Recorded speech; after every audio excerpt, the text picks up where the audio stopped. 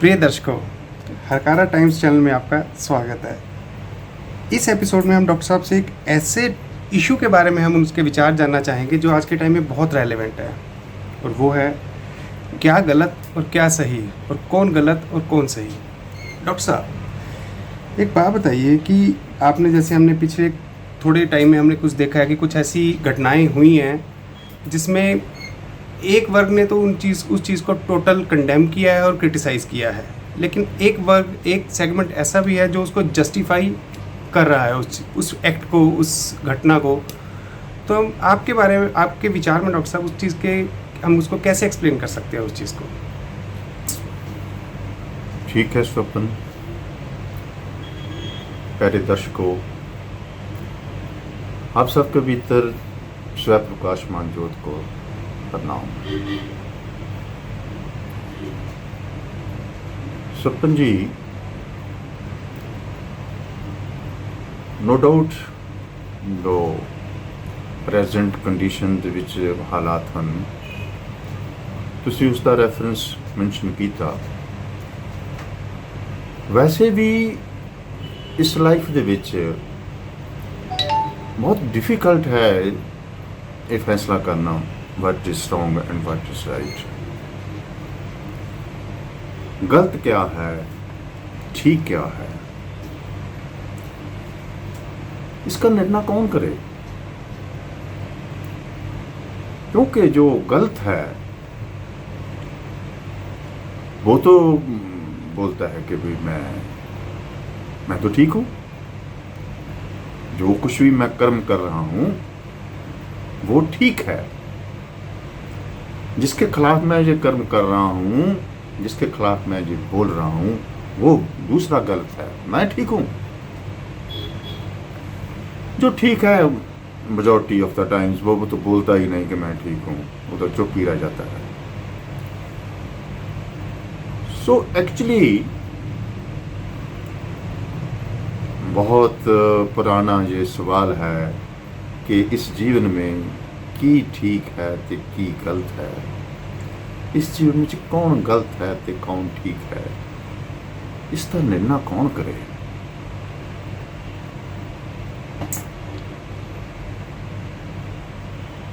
मैं जो भी सपने थोड़े नाल विचार साझे करांगा,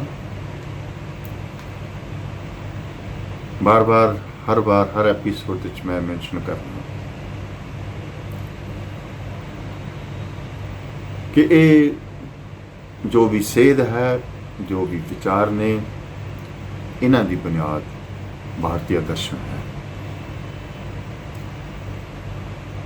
क्योंकि भारतीय दर्शन एक ऐसा दर्शन है जिसके बाहर कोई चीज रह ही नहीं जाती। It is holistic.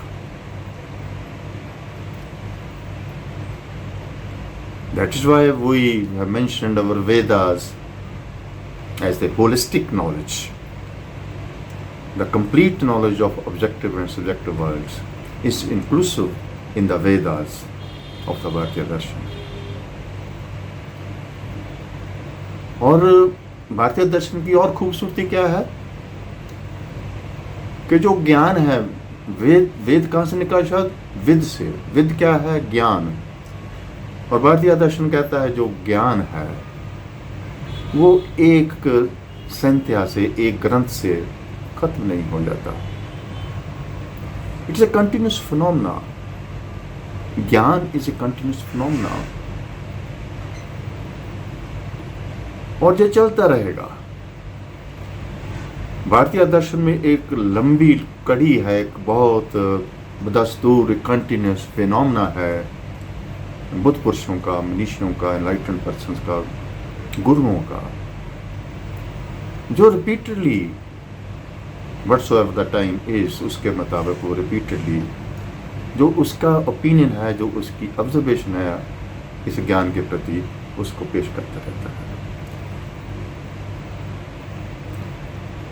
कहने का जो अर्थ है वो कि नई से नई चीज इस ज्ञान में ऐड होती रहती है। तो इसको कहीं भी हम स्टॉप नहीं कर सकते। इसी दर्शन की ਇਸ ਦਰਸ਼ਨ ਦੇ ਵੈਸੇ ਸਵਪਨ ਜੀ ਮੈਂ ਤੁਹਾਨੂੰ ਇੱਕ ਹੋਰ ਗੱਲ ਦੱਸਣੀ ਚਾਹੁੰਦਾ, ਬਾਕੀ ਆਪਾਂ ਵਿਸ਼ਾ ਲਵਾਂਗੇ ਉਹ ਤੁਹਾਡੇ ਸਵਾਲ ਦਾ। ਉਹ ਇਹ ਹੈ ਕਿ ਇਸ ਦਰਸ਼ਨ ਨੇ ਦੁਨੀਆ ਨੂੰ ਵਿਪਤਾ ਪਾਈ ਹੋਈ ਆ।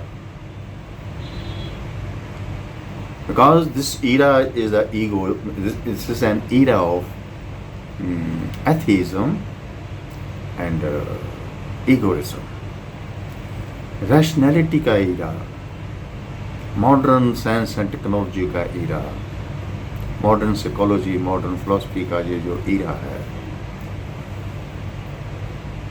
ਇਹਦੇ ਵਿੱਚ ਸਭ ਤੋਂ ਵੱਡੀ ਕੋਈ ਅਗਰ ਫੋਰਸ ਹੈ ਉਹ ਹੈ ਈਗੋਇਜ਼ਮ, ਹੰਕਾਰ। ਹੰਕਾਰ ਦੀ ਜੋ ਬੁਨਿਆਦੀ ਚੀਜ਼ ਹੈ ਉਹ ਹੈ ਜੈਲਸੀ, ਈਰਖਾ। ਈਰਖਾ ਕਿੱਥੋਂ ਜਨਮ ਲੈਂਦੀ ਆ? ਦੂਸਰਾ ਮੇਰੇ ਤੋਂ ਅਮੀਰ ਹੈ, ਦੂਸਰਾ ਮੇਰੇ ਤੋਂ ਬੁੱਧੀ ਵਿੱਚ ਜ਼ਿਆਦਾ ਇੰਟੈਲੀਜੈਂਟ ਹੈ। ਮੈਂ ਥੋੜ੍ਹੀਆਂ ਦੋ ਕੇ ਮਿਸਾਲਾਂ ਰਹਿਣਾ, ਇਹਨਾਂ ਦੋਵਾਂ ਦੇ ਵਿੱਚ ਹੀ ਆ ਜਾਂਦੀ ਹੈਗੀ ਆ ਕਿ ਹੈ ਮੈਂ ਇਸ ਤੋਂ ਗਰੀਬ ਹਾਂ, ਮੈਂ ਇਸ ਤੋਂ ਇੰਟੈਲੈਕਚੁਅਲੀ ਵੀਕ ਹਾਂ। ਇੱਕ ਇਹੋ ਜਿਹੀ ਈਰਖਾ, ਇੱਕ ਇਹੋ ਜਿਹੀ ਨਫ਼ਰਤ ਪੈਦਾ ਹੋ ਜਾਂਦੀ ਹੈ ਐਂਡ ਉਹਦੇ ਵਿੱਚੋਂ ਨਿਕਲਦੀ ਹੈ ਇਹ ਹੰਕਾਰ ਪੂਸਤੀ। ਭਾਰਤੀ ਦਰਸ਼ਨ, ਮੈਂ ਬਾਰ-ਬਾਰ ਇਸ ਚੀਜ਼ ਨੂੰ ਮੈਂਸ਼ਨ ਕਰਦਾ ਹੁੰਨਾ ਕਿ ਦੁਨੀਆ ਦੇ ਕਿਸੇ ਹਿੱਸੇ ਤੇ ਵੀ भारतीय लोगों जैसे टॉलरेंट पीपल नहीं मिलेंगे। इतने टॉलरेंट, इतने इंटेलिजेंट, इतने सरेंडरिंग,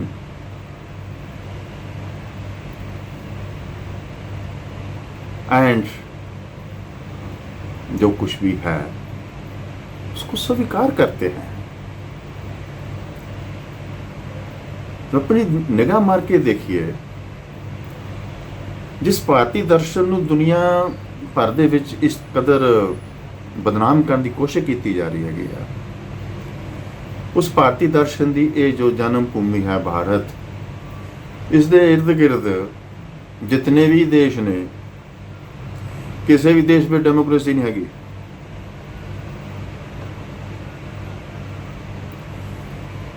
ਤੇ ਸਾਡਾ ਦਰਸ਼ਨ ਆ ਹੁਣ ਵੈਸਟਰਨ ਡੈਮੋਕ੍ਰੇਸੀ ਆਈ ਹੈਗੀ ਆ ਕਿ ਭਾਰਤੀ ਦਰਸ਼ਨ ਨੂੰ ਪੜ੍ਹਦੇ ਵਕਤ ਸਮਝ ਆਉਂਦੀ ਹੈਗੀ ਆ ਕਿ ਸਾਡੀ ਤਾਂ ਗ੍ਰਾਸ ਰੂਟ ਤੱਕ ਡੈਮੋਕ੍ਰੇਸੀ ਸੀ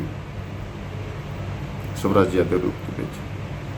ਖੈਰ ਉਹ ਇੱਕ ਲੰਬਾ ਸਵਾਲ ਹੈ, ਮੈਂ ਤਾਂ ਮੈਂਸ਼ਨ ਕੀਤਾ ਕਿ ਇਸ ਵਕਤ ਇੱਕ ਬਹੁਤ ਵਰਲਡ ਵਾਈਡ ਡਿਸਕਸ਼ਨ ਚੱਲ ਰਹੀ ਹੈ ਕਿ how to oppose Bharatiya Darshan and this Hinduism. अजे इस भारतीय दर्शन ने और हिंदुइज्म ने किसी का कुछ बिगाड़िया नहीं, कुछ दिता ही है। इतने लोगों नू एक्सैप्ट किया, इत्थे रख रहा, उन्होंने प्यार दिता, इतनियां बोलियां, इतनी इन्हां दी जो डाइवर्सिटी है लैंगुएज दी, कल्चर दी, the so called communal sects दी, वो सब नूं असीं एक्सैप्ट करते हैं। दुनिया का कोई इहो जिहा कंट्री नहीं है जिस पास इस प्रकार की एक्सैप्टेबिलिटी हो, इस प्रकार की इंटैलीजेंस हो। तो ये जैलसी नहीं टॉलरेट होंदी वैसटर्न वर्ल्ड पासों, तो वो पब्बां पार होया किस तरीके दे नाल। ये फिर नहीं मरे, 1000 साल इन्हां दे उपर मुगलों ने राज कर लिया, वैसटर्न ब्रिटिश ने राज कर लिया, वैसटर्न कल्चर साइंस टैक्नोलॉजी हुण भी इन्हों अपना स्लेव बना रही हैगी है। ये फिर उभर रहे ने। मैं इसकी तद व्याख्या की स्वपन जी कि जो थोड़ा सवाल है कौन ठीक है कौन गलत है, इसका जवाब भी इस भारतीय दर्शन दे विच पिया।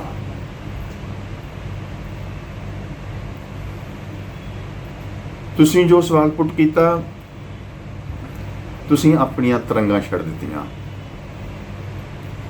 डॉक्टर दोसांझ जो जवाब दे रहा वो अपनियां तरंगां छड़ रहा। ਇਹ ਕਿਤੇ किस प्रकार का कोई रिजल्ट दिंदियां ਜਾਂ नहीं दिंदियां, ਜਾਂ ਇਹਨਾਂ ਨੂੰ कोई फॉलो करता ਜਾਂ नहीं करता। ये भारतीय दर्शन की देन है जो मैं बोल रहा।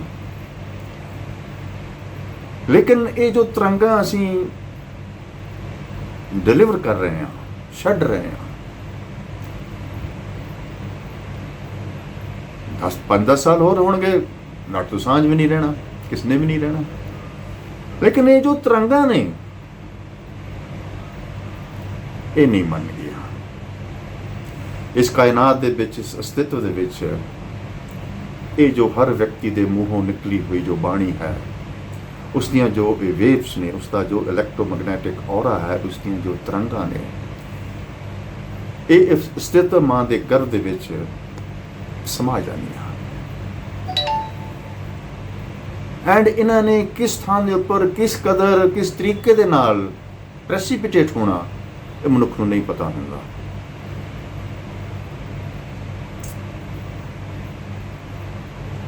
सो समटाइम्स कई मेरे मित्र भी सवाल पुट करते हैं,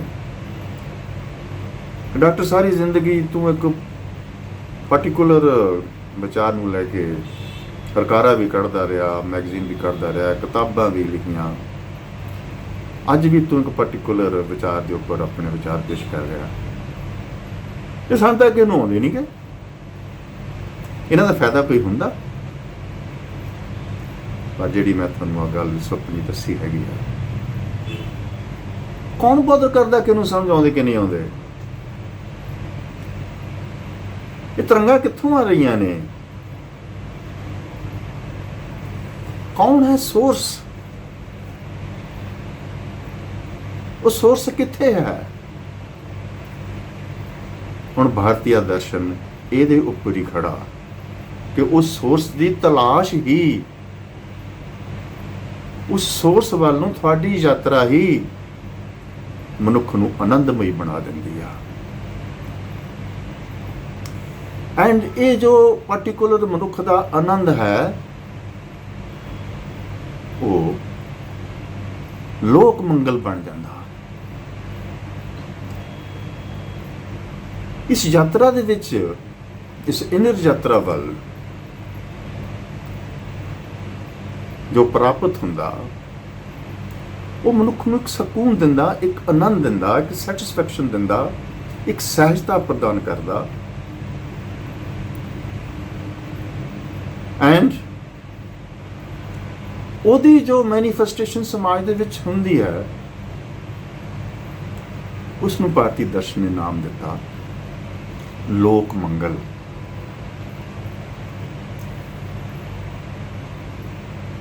ਸਾਡੇ ਇੱਕ पर्टिकुलर ਮਨੁੱਖ ਦਾ ਜੋ ਇੰਡੀਵਿਜੂਅਲ ਬਲਿਸ ਹੈ, ਆਨੰਦ ਹੈ, ਉਹ किस तरीके ਦੇ ਨਾਲ ਸਮਾਜ ਦਾ ਆਨੰਦ ਬਣ ਜਾਏ, ਲੋਕ ਮੰਗਲ ਬਣ ਜਾਏ। ਸਾਡੇ ਭਾਰਤ ਦੀ ਅਪਰੋਚ ਇੱਥੇ ਖੜੀ ਹੈ।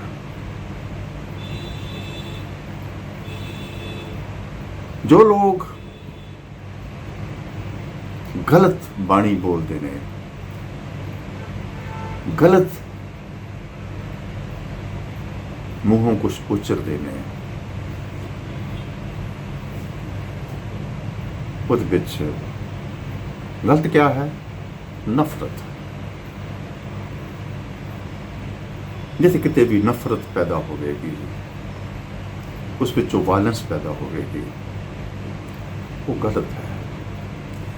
ये नफरत एंड जैलसी, ये वायलेंस क्यों पैदा होती है? क्योंकि जो विचार है, जो व्यक्ति जिसनों ਅਸੀਂ कहने हैं कि वो गलत विचार पेश कर रहा, वो गलत विचार तो बाद विच पेश करेगा, वो व्यक्ति ही गलत है। गलत व्यक्ति ही गलत विचार पेश कर सकता। ਆਪਾਂ ਪਿਛਲੇ ਐਪੀਸੋਡ ਸਵਪਨ ਜੀ ਜ਼ਿਕਰ ਕੀਤਾ ਸੀਗਾ ਯਗ ਰੂਪੀ ਕਰਮ ਦਾ।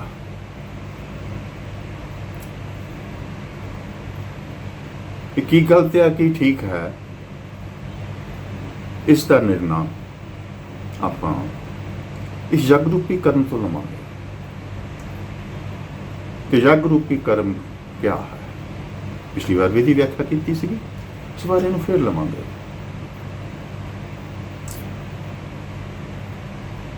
जो गलत है वो जो कुछ भी बोलेगा, विचार पेश करेगा ਜਾਂ ਆਵਾਮ ਤੱਕ ਕਿਸੇ ਵੀ ਰੂਪ ਦੇ ਵਿੱਚ ਆਪਣੇ ਕਰਮ ਰਾਹੀਂ ਪਹੁੰਚਦਾ ਆ, ਤਾਂ ਉਸ ਦੇ ਵਿੱਚ ਉਹਦੀ ਨਫ਼ਰਤ ਹੈ, ਉਹਦਾ ਹੰਕਾਰ ਹੋਵੇਗਾ। ਲੇਕਿਨ ਇੱਕ ਜੋ ਠੀਕ ਹੈ, ਜਦੋਂ ਨਫ਼ਰਤ ਤੇ ਹੰਕਾਰ ਦੀ ਮੈਨੀਫੈਸਟੇਸ਼ਨ ਕਿਸੇ ਵਿਅਕਤੀ ਦੇ ਕਰਮ ਦੇ ਵਿੱਚੋਂ ਹੁੰਦੀ ਹੈ, ਤਾਂ ਉਹ ਆਪਣੇ ਪੇਸ਼ ਕਰ ਦਿੰਦਾ ਕਿ ਮੈਂ ਗਲਤ ਹਾਂ। ਉਹ ਕਿਉਂ ਗਲਤ ਹੈ? ਕਿਉਂਕਿ ਉਹਦੇ ਮਨ ਦੇ ਵਿੱਚ ਇਹ ਚੀਜ਼ ਬੈਠ ਗਈ ਹੈ ਕਿ ਮੈਂ ਹੀ ਹਾਂ ਇਸ ਕਰਮ ਦਾ ਕਰਤਾ ਧਰਤਾ, ਇਸ ਸ੍ਰਿਸ਼ਟੀ ਨੂੰ ਚਲਾਉਣ ਵਾਲਾ ਮੈਂ ਹੀ ਹਾਂ, ਇਸ ਸਮਾਜ ਨੂੰ ਚਲਾਉਣ ਵਾਲਾ ਮੈਂ ਹੀ ਹਾਂ, ਇਸ ਸਮਾਜ ਦੀਆਂ ਕੁਰੀਤੀਆਂ ਨੂੰ ਸੋਧਣ ਵਾਲਾ ਐਂਡ ਕੁਰੀਤੀਆਂ ਕਰਨ ਵਾਲੇ ਪਾਪੀਆਂ ਨੂੰ ਸੋਧਣ ਵਾਲਾ ਮੈਂ ਹੀ ਹਾਂ। ਇਹਨੂੰ ਪਤੀ ਦਰਸ਼ਨ ਨੇ ਬਹੁਤ ਸੋਹਣਾ ਸ਼ਬਦ ਦਿੱਤਾ, ਕਰਤਾ ਭਾਵ। ਇਹ ਕਰਤਾ ਭਾਵ ਵਾਲਾ ਜੋ ਵਿਅਕਤੀ ਹੈ, ਇਹ ਬਿਮਾਰੀ ਦੀ ਜੜ ਆ।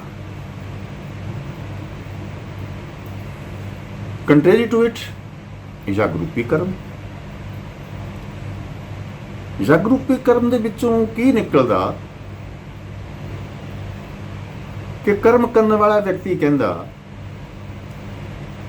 ਕਿ ਜੋ ਵੀ ਕਰਮ ਹੋ ਰਿਹਾ ਮੈਂ ਨਹੀਂ ਕਰ ਰਿਹਾ, ਮੇਰੇ ਰਾਹੀਂ ਜੋ ਵੀ ਕਰਮ ਹੋ ਰਿਹਾ ਇਹ ਨਿਰਧਾਰਤ ਹੈ, ਇਹ ਕਿਸੇ ਆਦਿ ਸ਼ਕਤੀ, ਕਿਸੇ ਟਰਨਲ ਫੋਰਸ ਦਾ ਨਿਰਧਾਰਿਤ ਕੀਤਾ ਹੋਇਆ ਇੱਕ ਕਰਮ ਹੈ।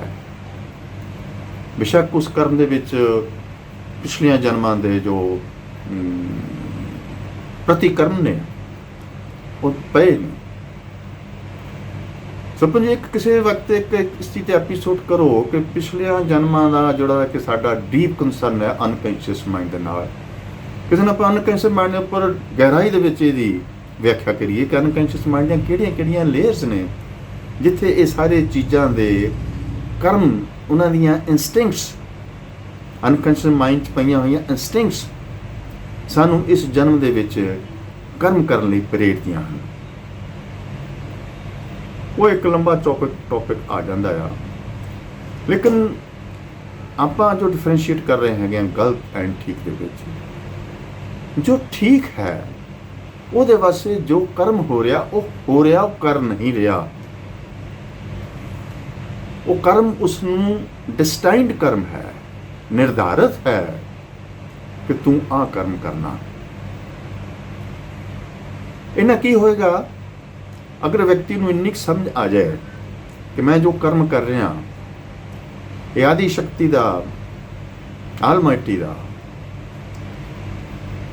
ਇਹ ਦਿੱਤਾ ਹੋਇਆ, ਇਸ ਕੌਨਸ਼ੀਅਸਨੈਸ ਦਾ ਦਿੱਤਾ ਹੋਇਆ, ਜੋ ਕੋਈ consciousness the relation with the unconscious world ਹੈ, ਉਹਨਾਂ ਸੰਬੰਧ ਜ਼ਰੂਰ ਰੱਖਦਾ। ਮੈਂ ਉਸ ਤੋਂ ਮੁਨਕਰ ਨਹੀਂ ਹੁੰਦਾ।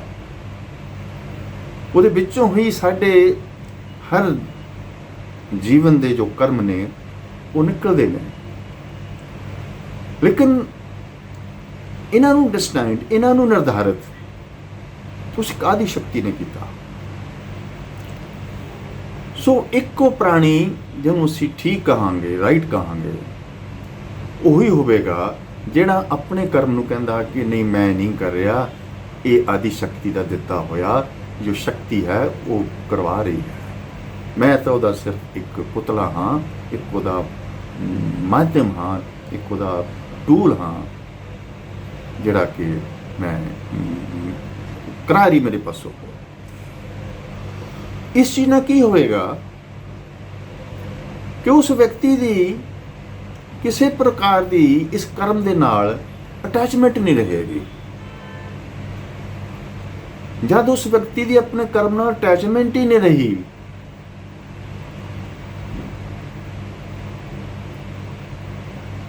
अटैचमेंट क्या है?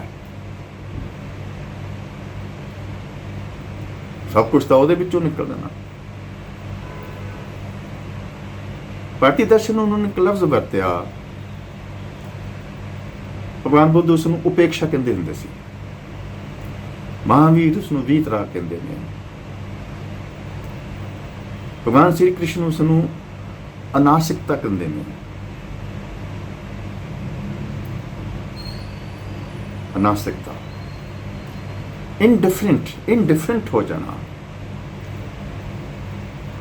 नो अटैचमेंट, किसी पक्ष नाल भी कोई अटैचमेंट नहीं, मिडल पॉइंट विचकार खड़ गए।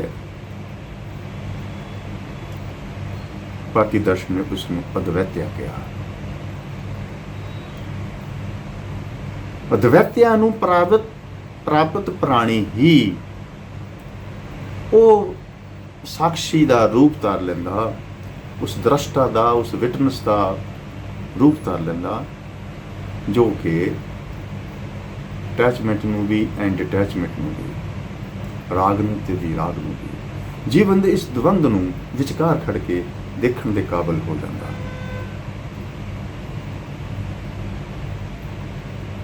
उसदा जो विचार होवेगा, उसदा जो कर्म होवेगा, वो पॉजिटिविटी नाल पॉजिटिव होवेगा, वो ठीक होवेगा,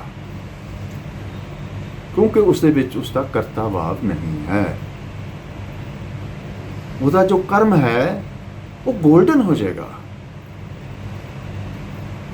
कर्म तो होना ही होना है, कर्म तो बगैर तो जीवन नहीं चलेगा, क्योंकि कर्म ही लाइफ है। जिहड़े लोग कर्म तो दौड़ जाते ने वो तो किस्म दे भगौड़े ने। फर्क सिर्फ ये पै गया कि इस कर्म दे विच गलत की है ते ठीक की है। जो आदि शक्ति का दिता होया कर्म है, जिसनों असीं जग रूपी कर्म कहने आ, अगर व्यक्ति इनडिफरेंट होया, उपेक्षामयी होया एंड सारा कुछ अपने आप नूं उस कर्ता भाव दे विचों निकल के जग रूपी कर्म समझ के समझदा कि आदि शक्ति मेरे पासों के कार्य करवा रही है, एंड ये सहज होवेगा, स्पॉन्टेनियस होवेगा, ये अपने आप ही होंदा जाएगा। स्पॉन्टेनियस एक किस्म की एक स्पिरिचुअलिटी का यह अंग है, सहजता। कभी भी ये नहीं आवेगा कि मैं किसी नूं सुधारना है या किसी नूं सोधना है या समाज सुधार करना है या एन गलत नो, वो तो कर्ता भाव आ गया ना। बरीक जी कुंडी है भारतीय दर्शन ने इन्हूं समझाउण दी पूरी कोशिश लगाती कि अगर जग रूपी कर्म हो जाए तो धार्मिक कर्म हो गया, अगर कर्ता भाव दे नाल कर्म हुंदा आ तो वो गलत काम हो गया, वो हंकारमई कर्म हो गया। हंकार ते आलमाइटी आदि शक्ति का मलाप नहीं कभी हो सकता। कल परसों दिल्ली ਸਿੰਘੂ ਬਾਰਡਰ ਦੇ ਉੱਪਰ कल ਦੀ ਗੱਲ ਹੈਗੀ ਆ, ਤਾਂ ਇੱਕ ਵਿਅਕਤੀ ਮੈਨੂੰ ਕਹਿੰਦਾ ਕਿ ਜੀ ਲਓ ਜੀ ਇੱਕ ਹੋਰ ਪਾਪੀ ਸੋਧ ਦਿੱਤਾ। ਮੈਂ ਕਿਹਾ ਭਈ ਮਾਰ ਦਿੱਤਾ, ਹੁਣ ਨਾ ਮਰਦਾ ਉਹ 10 ਸਾਲ ਨੂੰ ਮਰ ਜਾਣਾ ਸੀ, ਉਹਨੇ 20 ਸਾਲ ਨੂੰ ਮਰ ਜਾਣਾ ਸੀਗਾ। ਪਰ ਜਿਸ ਕਦਰ ਤੁਸੀਂ ਉਹਨੂੰ ਸੋਧਿਆ, ਉਹਦੀ ਬੋਡੀ ਨੂੰ ਰੈਡੀਕੇਟ ਕਰਕੇ, ਉਹਦੀ ਬੋਡੀ ਨੂੰ ਵੱਢ ਟੋਕ ਕਰਕੇ ਮਾਰ ਦਿੱਤਾ ਨਾ, ਉਹਦੀ ਜਾਂ ਗੋਲੀ ਮਾਰਦੀ ਜਾਂ ਕਿਰਪਾਨ ਨਾਲ ਵੱਢਿਆ, ਤੇ ਤੁਸੀਂ ਕਹਿੰਦੇ ਹੋ कि धर्म की राखी कर ली। अरे भाई, जो उस व्यक्ति की वो कॉन्शियसनेस है वो तो आपको नहीं छोड़ेगी, संसार की अदालत छोड़ देगी, सजा भी दे देगी आपको, लेकिन उसकी जो कॉन्शियसनेस है उसको कैसे शोधोगे खालसा जी। वो कॉन्शियसनेस का पता नहीं किस जन्म दे विच किस तरीके दे नाल अपना वो प्रतिकर्म पूरा करेगी। So question is of consciousness. Conscience is not of the physical body. Question is of the invisible phenomena of the spontaneity of the consciousness. जो कुछ हो रहा है वो तो उस ऑलमाइटी के निर्धारित नियम के मुताबिक हो रहा है। हम तो सभी के सभी एक निमित्त हैं। तो here also lies the point of the difference between a religion and a religion. So Hurkaru times के माध्यम राही ये छोटे छोटे एपिसोड्स जो some sort of awareness and साक्षीवाद कॉन्शियसनेस तो जाणू करवाउणगे उन्हां दे उपर असीं हफ्ते च कदी बार जो उसका डस्टाइन्स हुक्म है वो मुताबिक दर्शकों थोड़े नाल रूबरू हुन्ने और उम्मीद है कि थोड़ी बहुती है जरूर, क्योंकि वो पिछे वो शक्ति है उसकी सहजता विचों निकले हुए चंद एक शब्द, उम्मीद है आदि शक्ति उन्हें दूर तक लेके जाएगी।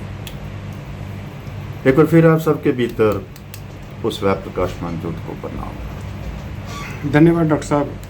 और दोस्तों, यदि आपको ये एपिसोड पसंद आया तो प्लीज़ इसको लाइक, सब्सक्राइब और शेयर ज़रूर कीजिए। धन्यवाद।